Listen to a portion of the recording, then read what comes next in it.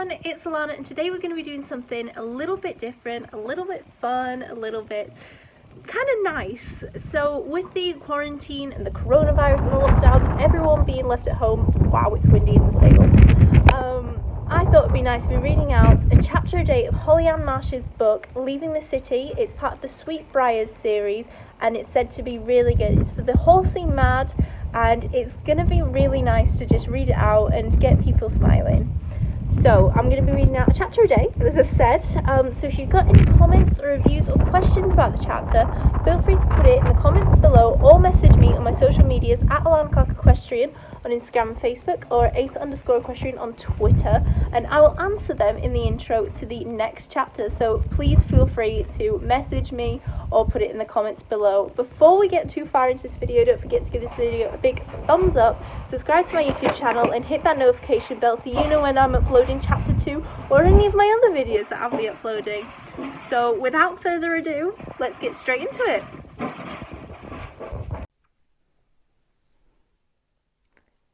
Leaving the City, Chapter 1. The Sullivan family pulled up at the heavy wooden gates of the farm. Sweetbriars read the name on the gate, and there was a large for sale sign planted out the front. The farm was set in the English countryside of Dalesea, just over 3 hours from bustling London.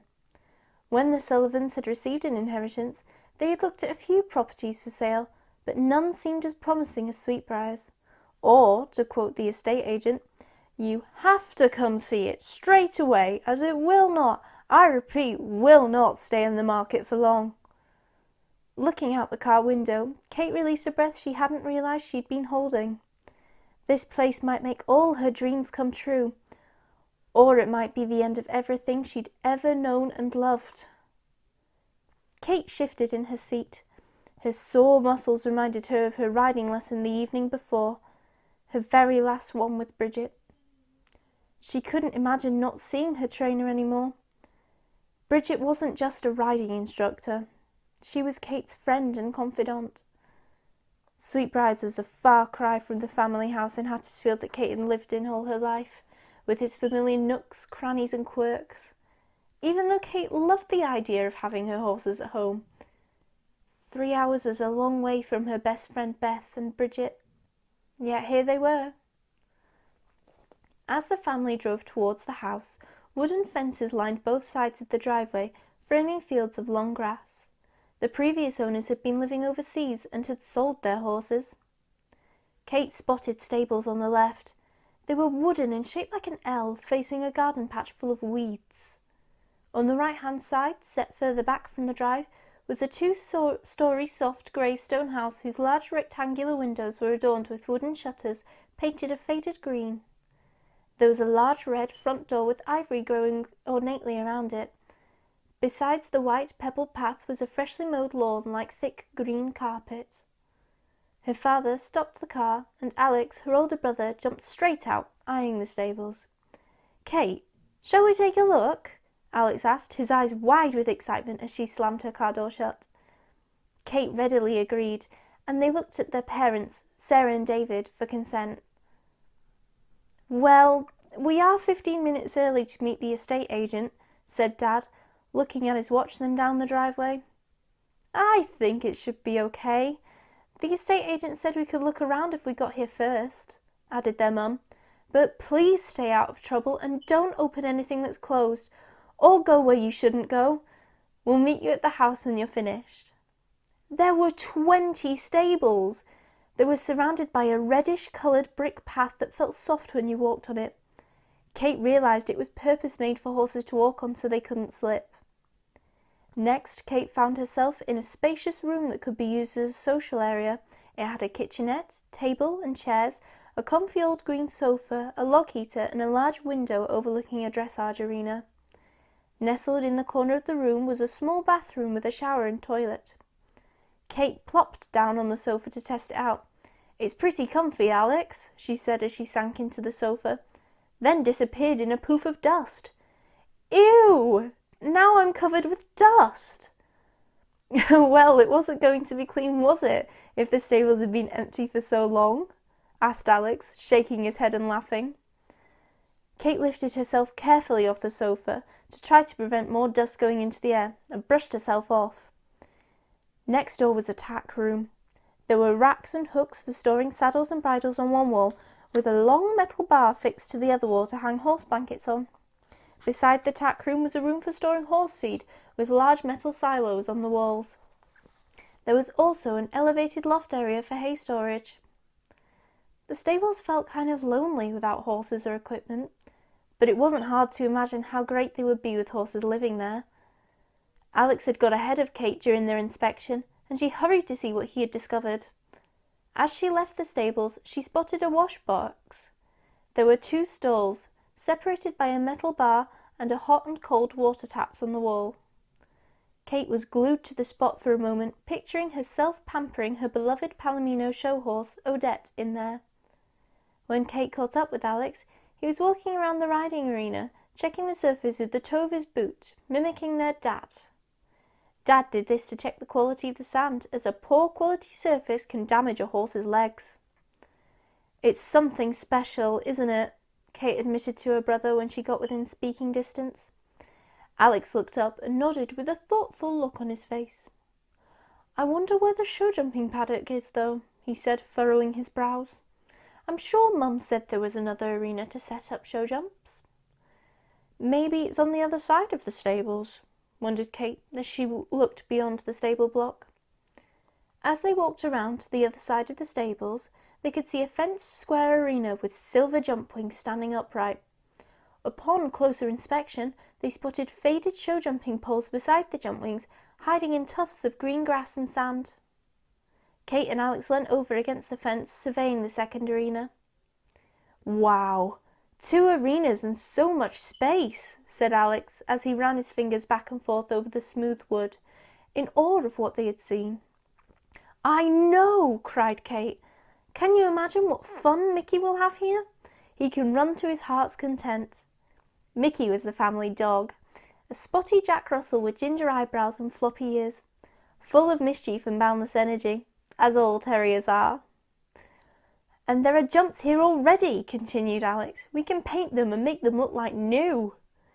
Alex's phone beeped and he took it out of his pocket. "It's Mum and Dad. They want us to join them at the house." "Okay, let's go." After seeing the stables, she really hoped the house wouldn't turn out to be a disappointment. They walked across the driveway to meet their parents at the front of the house. The estate agent offered to show them around, but Alex and Cate preferred to do their own house tour, and she agreed. The house was bigger than their home in Hattersfield, with large windows that let in a lot of light. As well as having 5 bedrooms, it had 2 living areas, and many of the rooms overlooked the gardens and fields where the horses could be turned out. There were 2 large bathrooms, one downstairs and another upstairs. In the living area there was a large stone fireplace. It was right in the middle of the house and made it feel warm and cosy. The kitchen had oak decor, and there was a solid wood dining table with matching chairs set in the middle of the room. Large glass doors opened out from the kitchen, overlooking the back garden. Alex and Cate opened the doors to find a large patio made of bricks. The garden was neglected, with soil beds beside the fences and overgrown plants mixed with weeds. At the back of the fence line, in the middle, was a square metal gate leading to the horse fields. When they poked their head over the gate, they could see the fields nicely sequined into neat squares. It reminded Cate of a jigsaw puzzle. When they joined their parents in the kitchen, Alex said, "I bags the bedroom with the attic trapdoor." Cate chimed in, "I'd like the bedroom beside the bathroom." She was thinking about their old house, where there was only one bathroom, a floor away from Kate's room. "Kids, you're getting a bit ahead of yourselves," said their dad, grinning. Mum's eyes lit up as she said, "What we could do with the gardens here, and there's even an agate oven." Dad gave them a resigned look and crossed his arms. Okay, I get the hint. You guys are a little bit interested in moving here, right?" Dad's eyes twinkled. "Now, most importantly, your mum and I must see these stables." They left the house and found the estate agent leaning on her car, speaking on her phone. As she saw them approach, she finished her call. "Do you have any more questions?" she asked in a polite, professional tone. No, I think we're good for now. We'd like to look at the stables, and it seems the kids know the way, said Kate's mum, letting out a little laugh. Okay, well, I'll be here at the car if you need anything, replied the agent. They thanked her and began the tour with Alex and Cate leading the way. Cate excitedly pointed out the dressage arena, social area and wash bays. Alex pointed out how light and airy the stables were, and, of course, the purpose-built show jumping arena. In Hattersfield, their livery yard had only one arena, and there had been disputes over the show jumps being left out, meaning they had to be set up and put away each time. At Sweetbriars, they could leave the jumps up, which would save a lot of time. As the arena was square, they could also leave a course of show jumps up to replicate a competition. Finally, the family walked around the rest of the property.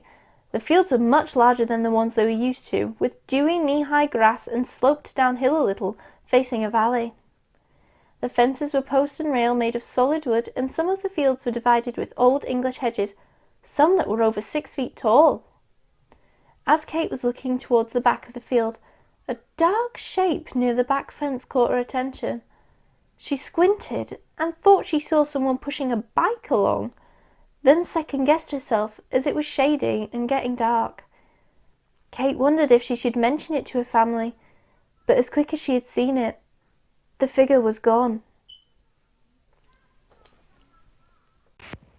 And that is the end of chapter 1. I really hope you enjoyed it. I really enjoyed reading about Kate's discovery of Sweetbriars, and I can't wait to see where chapter 2 takes us.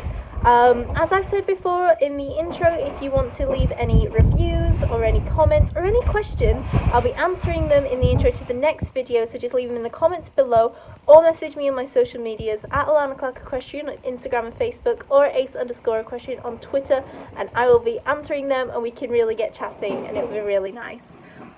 So until chapter 2 from Halen and I, if he's going to get in the shot, it's goodbye!